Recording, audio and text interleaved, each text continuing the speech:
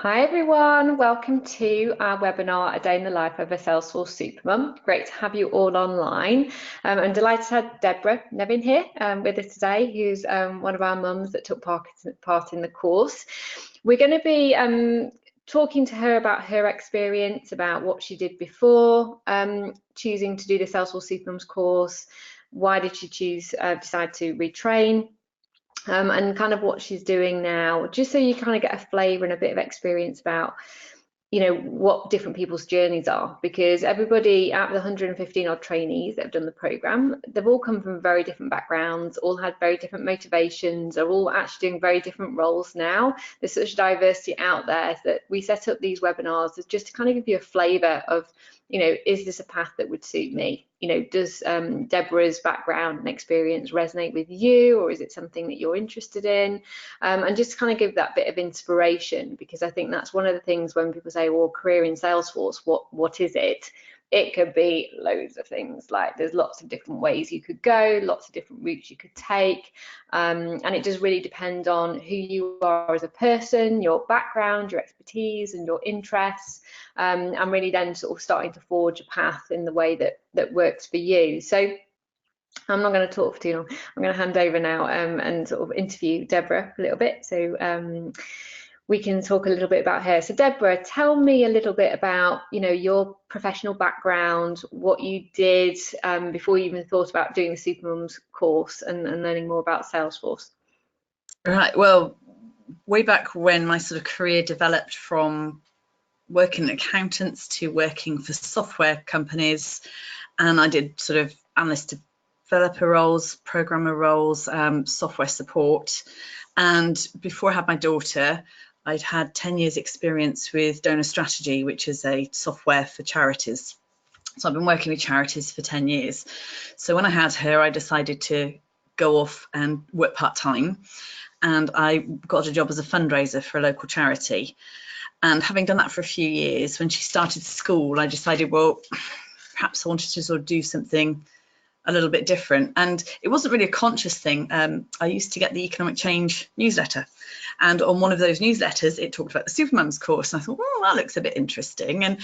And having heard about Salesforce back when I was working with Donor Strategy, I just thought, you know, interesting they were still around. It'd been like a good 5 years or so since I'd heard about them. And I thought, well, perhaps this is worth a bit more investigation. And just that idea of getting back to something, you know, data and software talk to me, and that's my kind of passion. Although I'm doing a pretty good job with the fundraising as well, that's you know, there's a different value in doing that. And I just thought, no, I really fancy doing this. And I had the time, because I was working part-time, I had the days when she was at school that I was able to commit to the course. So I thought, yeah, let's go for it. Cool. What was your motivation for that? Like, what did you see as the end goal for you at that point in time? What did you want to do with your new Salesforce skills?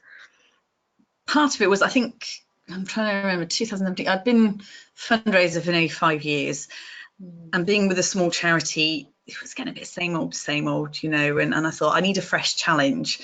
So just the idea of learning the package and getting back into maybe being able to help more charities by implementing it and helping them. But I also thought we could use it at the Family Haven too. Although I know it's a huge package for a tiny charity, and to begin with, I'm like the only user, so it seems like a hammer to crack a nut, really, in some respect. Good place to start, though. It means that only you can manage it and look after it. Yeah, no one's messing with my data. I've got it sorted. Yeah, that's nice. Yeah. So yeah, that was sort of what triggered it all, I guess, and being able to commit that time, because I had that little bit of time available. Great. And do you think your background of working in charities, or, you know, working with another product, do you think that helped you understand Salesforce? Definitely an advantage. I mean, once you know one software package intimately, the principles are pretty similar, isn't it? You just sort of got to learn how to do that work in a different environment. And because the database we had was SQL based querying as well for a lot of it. It was on a database that the querying in Salesforce is similar because it's SQL, isn't it, rather than SQL, but it's sort of a similar but different. So it wasn't too difficult to sort of shift your thinking on how to get used to a different way of working. Yeah, and I think, we say Salesforce is obviously an amazing product, but it is a CRM tool. And if you've worked with a client relationship management tool in different ways, there's, the logic is very similar, isn't it? And, it makes sense. What excites you about Salesforce itself as a product and a brand and an organization? Like, why Salesforce? Why not go and learn about Microsoft Dynamics or something like that? What is it that excites you about it? I think partly that whole 1-1-1 principle that they have, the 1% of product, 1% of time and 1% of profit, and that idea that they want to give back to charities as well. The fact we could get free licenses at work, so I would have an opportunity to get real life experience as well as the experience on the course. And once you get into it and start learning about the Salesforce world, that sense of community, the ohana, isn't it? And just how supportive everyone is and how keen they are to sort of help everybody else gain their expertise and advise you and support you and recommend things, and a lot of the user groups getting together and just that whole community feel, being part of something. Yeah, and how have you got involved in that? Because I think you went to a user group, didn't you, in Bristol? And do you use the online trailheads? Like, how have you immersed yourself in the Ohana? I've managed to sort of keep at the trailheads and what's really great is just as you think of like, oh, how do I do this? You can go off and search, and you either find it on the Success website or there's a trailhead to help you learn how to do something, or you can talk to people and get which is the best way to do this. And yeah, I've been to the user groups and they were just so welcoming. I went to the Bristol one just the once so far. They've kind of restarted this year, so they've got a every other month at the moment, so that's quite not too far, and as long as I can get childcare sorted, I can get down to that. They're doing the Saturday morning, I don't know if you saw that this week, but unfortunately it's my daughter's birthday party, so I can't go to that one because that's not one you're going to miss. So, brilliant. But, yeah. Good. And why the Supermums course then? So you looked at, Salesforce you can train in different ways, and like you say, there's different platforms and things that you can learn on and do things. So why did the Supermums course feel like the right fit for you? Knowing myself and how I learn, it's very much a learn by doing. It's sort of, I find that sinks in much better.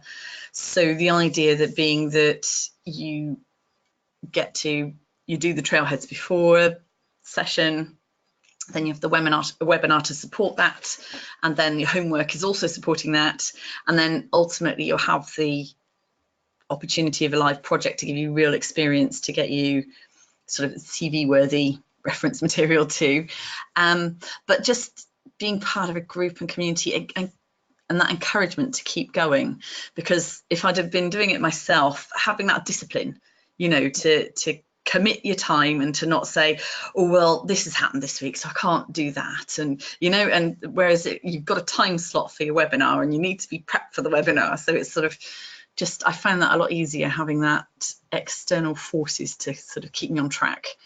I think it would have gone by the wayside otherwise, because life would have had too many excuses for me to sort of not commit to it.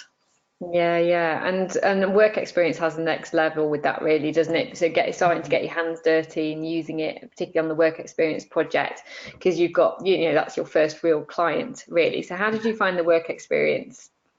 That was really great, and because I was working with Kate and the project managers, and so they've sort of done a lot of the hard work, but it meant that they knew she knew what was best for the client, sort of, what needed configuring, what apps and different things. and so learning from what she was implementing and why it was going in, rather than having to sort of try and work it out for yourself, that was quite valuable. And having a real client at the other end saying, wow, thanks, that's really great, it's sort of, this is really good for the ego, if nothing else, isn't it? Is that, you know, what you're doing does make a difference and does help somebody. So yeah, that's what I found really nice. Get the positive feedback. So since Yeah. doing the course then and sort of getting your hands dirty with the work experience, what have you how have you used Salesforce or plan to use Salesforce going forward now? I've partly implemented it at the Family Haven. I'm using it, like I said myself, for my grant application management. Yeah. I've been importing the data from the transactions to try and get maybe process a gift aid claim. So that's actually something I learned from the live project, was we had to configure it to manage gift aid. So that's been really useful at work as well. So there's definitely value there. And then Victoria found me a job at the Coalition for Efficiency. So now I'm doing 3 days a week with them as a proper Salesforce admin, and that's my job with them at the moment. Whereas, you know, it's the accidental admin, isn't it, as you call it, at the Family Haven, because I'm still primarily a fundraiser, and so that's taking a while too. That, you know, when it's a tiny part of your role, and I was doing maybe an hour a week on Salesforce before, so you can't, it takes a very long time to get it implemented if you can only do a small amount of time. Whereas when you can dedicate the time to getting it in, that really makes such a big difference. And I'm still working with them 1 day a week to keep, because they're recruiting to replace me. So so I've got my hands in both places. So so that's really good. But it's really nice to be on a project and sort of working out about implementing it for the Coalition for Efficiency. So So tell us a bit more about that then. So the role is remote based, is that right? yeah, they're based in London and I'm in Gloucester. So I went down for an induction, but it takes, you know, over 2 hours on the train to get there. So we had a very short day.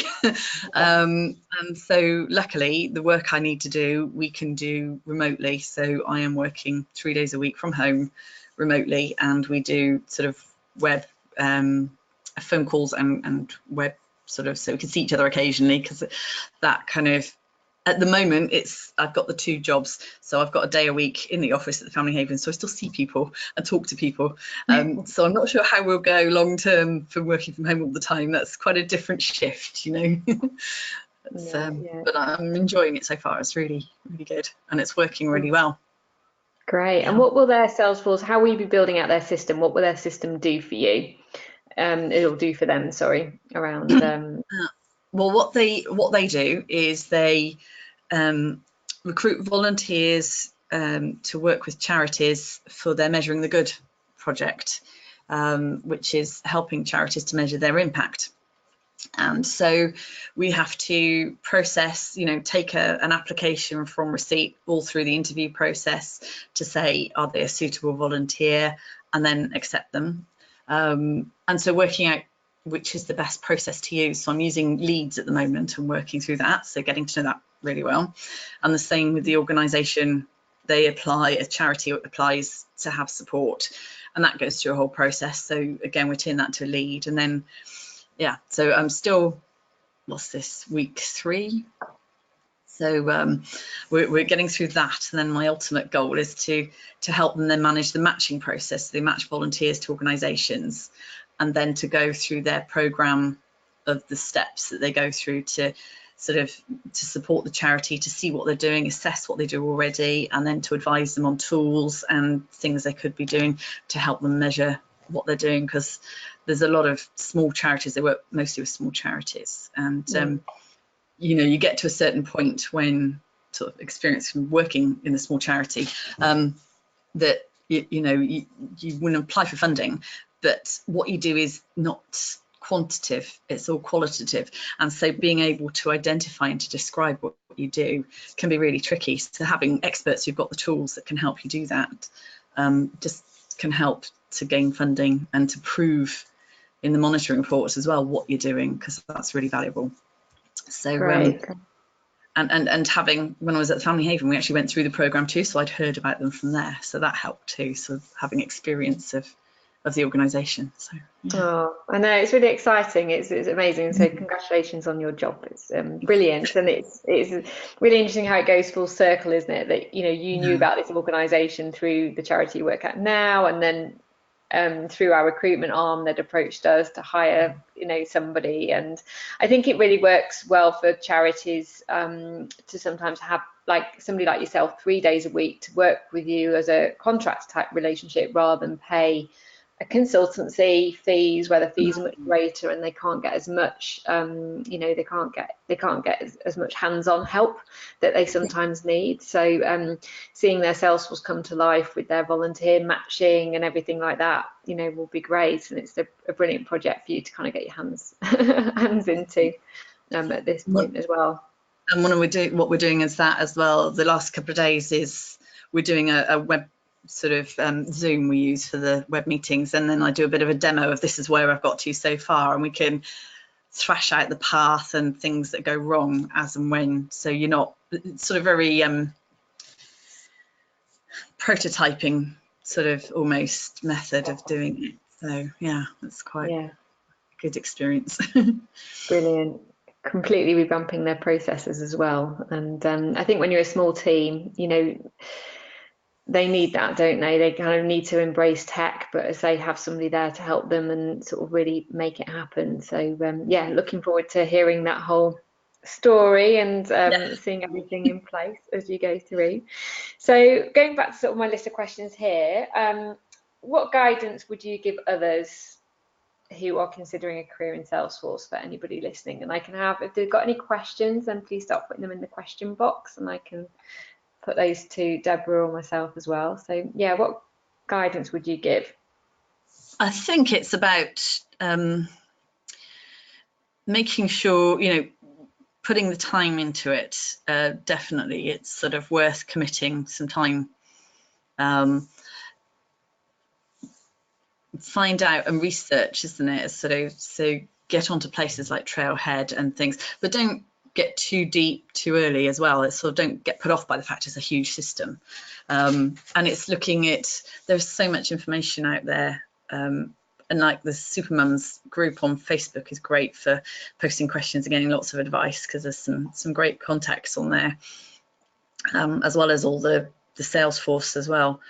But I think it's really just sort of, have a look. There's on the Salesforce, they've got the different career streams. So like, your admin, your developer, your consultant, all those kind of things. So just get a bit familiar with what's out there and think how your skills and your experience, what you love to do and how that would fit into the opportunities that are available, and just, make the time and commit to it and just get on with it. Yeah, cool, thank you. And I think that's it. You can feel it, and I think everybody can be like, oh, there's so much choice, and it is being quite, what's my route here right now? But then you can decide which route you go down. You could have a different career within Salesforce every 5 years, right? By learning different products and different things. So you're never going to be bored. So we've got some good questions, actually. So Connie said, how many badges and certifications did Deborah have prior to securing a job? So you get a number of Trailhead badges, don't you, as part of the course, but where are you at now with your certs, Deborah? Just before I did that, I actually managed to get my Ranger status. So I've now got about 103, I think. So, but I'm not sure how, that was quite fun trying to get those. And also because the course is very system admin, and with work being, we have NPSP, so there was a lot more I could earn sort of doing all the NPSP extra bits as well. And yeah, so at the moment, just over 103. So I did have about, I think I just got Ranger status before I got the job, so which is the 100. Brilliant, well done. That's good, and you get your Supermums sweater for that as well. So yeah. So we've got another question from Sylvia. In your development role, have you ever used Salesforce for membership management? Will the membership management be used at your new role? No, we haven't. At the Family Haven, we've got some sort of regular donors, and so I've started to try and look at would membership fit with that, because they call it the Friends scheme, but it's mostly just regular donors who are advocates out in society, so they don't do a lot. So I've kind of used, but mostly as an opportunity type of membership. I haven't actually tried to run a scheme as such with it, but that's the closest I've come to using it. Yeah, I mean, membership's used.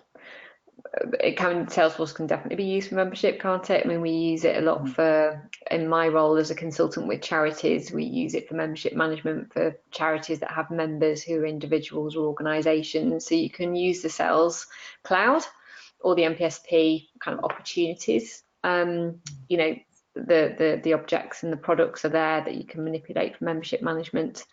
For sure.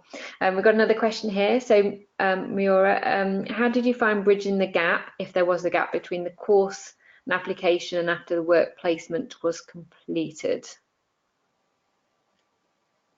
So I finished the course last summer, and I didn't actually look for a job as such. I was kind of on the list, you know, getting the emails from the Supermums recruitment, and that's when you start seeing, it's like, well, I'm not actively looking, but that looks interesting, perhaps I'll try. And so this came as quite a speedy thing. It's like, oh, I've got a job already, what am I going to do about my old job? So I'm not sure if I was quite ready in that respect to let go. So but yeah, I think that's the main one. It was just that sort of, I wasn't actively looking at that point, so it was a bit different for me, I suppose. It was only just when I would get the teasers through, this sort of, oh, look, that looks like an interesting role, and perhaps I should go for that one. So yeah, that's where I was at with that one, I suppose. Yeah, and I think, you know, we have quite a few mums that are working and are able, if they're able to use Salesforce in their current roles, then it's quite a good fit. But I think there's that kind of like, oh, you know, I want to get more, my hands dirty more, or do more and take on new projects. That, you know, it's I think going back to your point, Debbie, if you can immerse yourself in it more time a week, you're going to get better at it and get your head around it quicker, aren't you? And you won't forget everything, because it's it's easy to, you know, it's not easy to forget, but you know, it's kind of like you want to kind of keep progressing with your work experience, and you know, get sort of short contracts. And I think what you've done now, and it's a good point here really, is that you've taken on a contract rather than a permanent job role. Obviously, there's a review that it could be extended, and I think the hope is there, isn't it, in terms of that. We've certainly had some trainees who've finished the course and then done a few contracts, which are short-term projects that, you know, from a Salesforce point of view, that's how it works. Sometimes you go in and help a new setup, and then, you know, they might need retention support, you know, to maintain the database, or it might be that you go to then another client and do that, and that certainly helped build up the CV. And it's something that we're starting to, you know, we want to provide through our recruitment side, is we provide both contract and perm placements. So, you know, you've got that combination, and getting contracts can be easier sometimes, or, you know, perm, it just depends really on where the location is, what you need financially, and all of those different aspects. So there's different things to think about there, isn't there? The other point that I'd also make on that question is 85% of our trainees have found a job within 3 months of finishing, and that time period is more because it depends how quickly they do the certification. I wouldn't advise that they go for a job unless they've done their admin certification, because they will be in a competitive position with other candidates who've probably got their cert. And, you know, so it's how quickly they can do that. And then also some of our mums have finished their course in May, and then they've had the summer holidays where they haven't wanted to start work, so looking after the kids. So then they've started looking for work in September. So that figure is influenced by some of those things about it. Connor's asked another question. Do you find yourself thinking in a Salesforce mentality about all processes? Oh, I haven't quite got there yet. It's still quite new to me, so not quite yet. You're not dreaming about it yet. You mean you should be dreaming about processes at night, surely?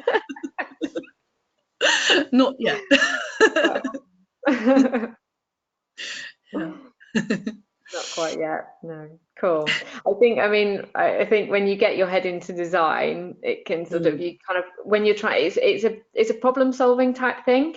And yeah. so you're like, oh, how do I do that again? Like with every project, every single project, there's nuances and different ways to do things. And I think you have to be that problem solver. And so you can Mm, find that in your head, you're like, right, how can I get that to work? And you end up dreaming about it or thinking about it when you shouldn't be, and all those different aspects. So yeah, all those different things. Another question. So what advice do you have to help study for the first certification, Deborah? Anything you'd like to? I found actually it was really useful, the Supermums group.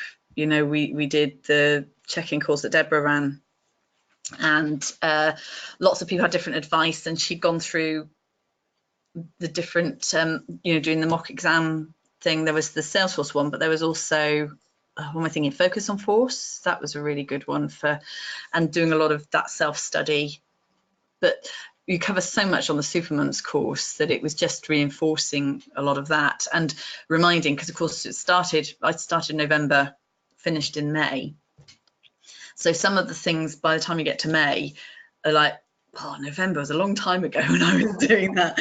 So having that refresher and that group of people who were also going through it just really helped, because people would find different websites that were really useful to go, and just doing lots of test questions is great, because a lot of them come up on the quiz, on the exam. So it's like, yeah, that was quite useful. So just to reflect back on what Deborah said, we do a study group after the end of the course, which is part of the course fee. We don't charge any more for that, but it just helps keep people motivated at the end of the course and focuses on some key questions and things and key study areas to kind of really motivate them to get the certification nailed, because it's worth doing it while it's all fresh in your mind.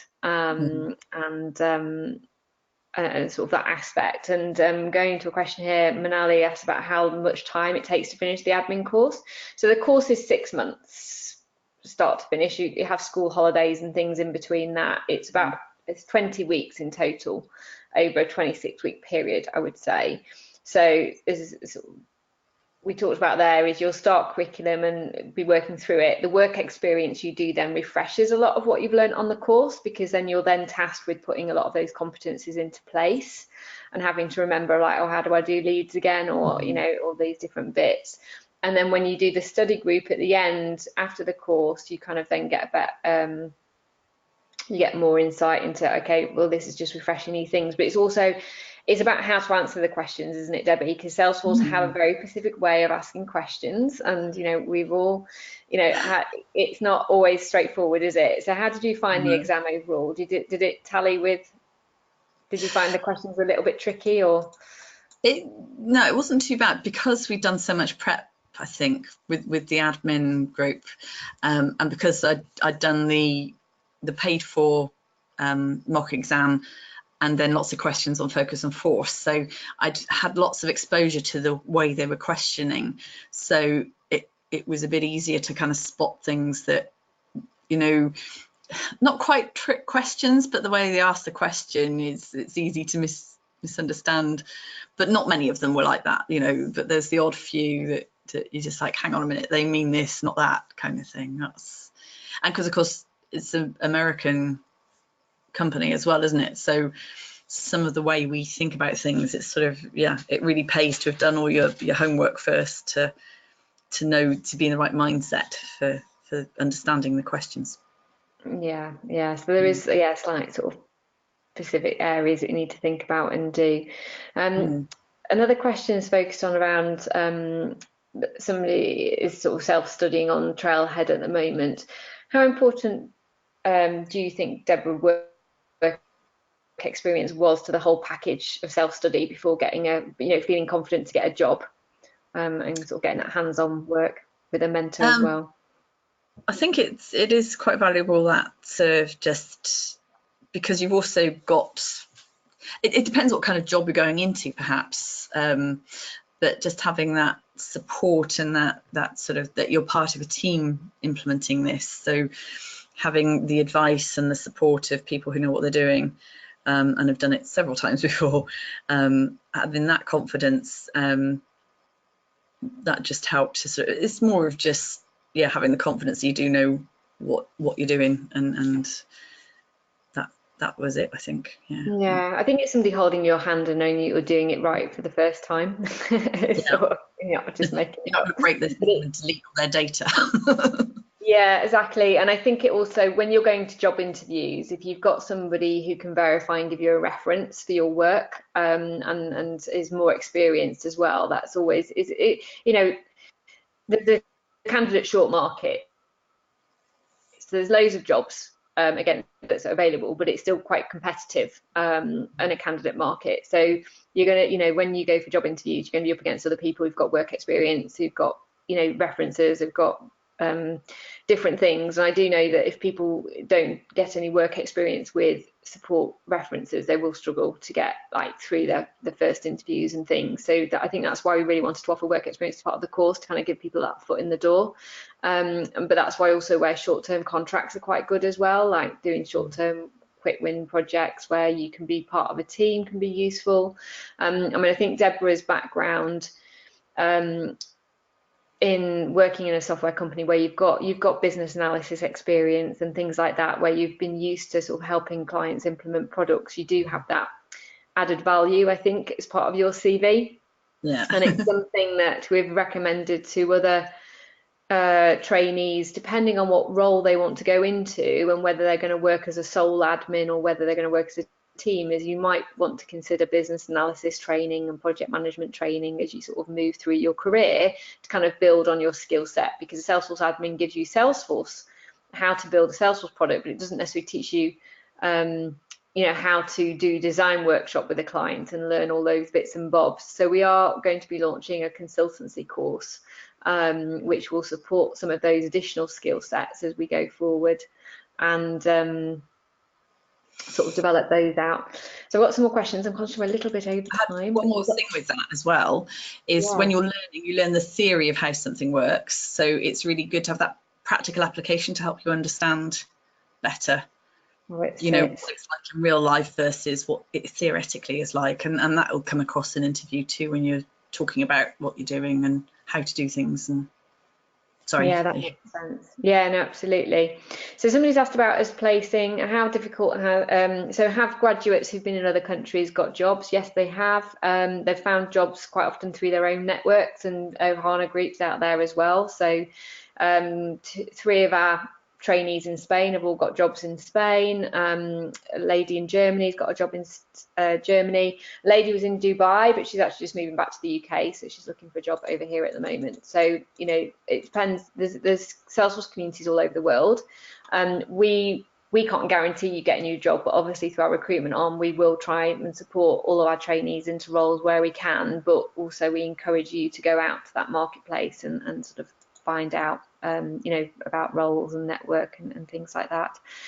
Another question for Deborah: did you find that you had to invest more time in the work of the course to follow the logic of the course in relation to what you mentioned about Salesforce being a US company? So because it was US language, did you find it was harder to follow? I think that's what you mean. Not so much, of course. It was more of just some of the questions on the exam, but the rest of it, not really so much. It was software. It wasn't a different language in that respect. It was yeah. Okay. And so in terms of Salesforce Supermums in the US, I think, Connie, maybe you're based in the US then, we are launching a US course in the first course will run in November. We're taking sign-ups from September. So if you're interested, what we're going to do is then be able to, she's happy about that. It means that we can accommodate and have a training manager in the US. That means we can support you in the right time zone and operate at times that we're not asleep. So it works better. So that's our only challenge of accommodating, internationally when it's the same time zone. It's easier right now, but being online and supporting, we have a full-time support Vicky manages support desk and manages it, you know, full time during work hours to support our trainees as they need. And yeah, so all of those different areas. So we'll finish up there. I think my computer might die because I haven't got it plugged in, which isn't very useful. So, but thanks for having you on the call, Debbie, and Thank you. it's great to have you here. And thanks very much for joining today. I think I've frozen, my video's frozen, and yeah, we'll speak to you all again soon on the next webinar. We've got the next webinar next week, so hopefully you can join then. Take care. Thanks, everyone. Bye. Bye. Bye.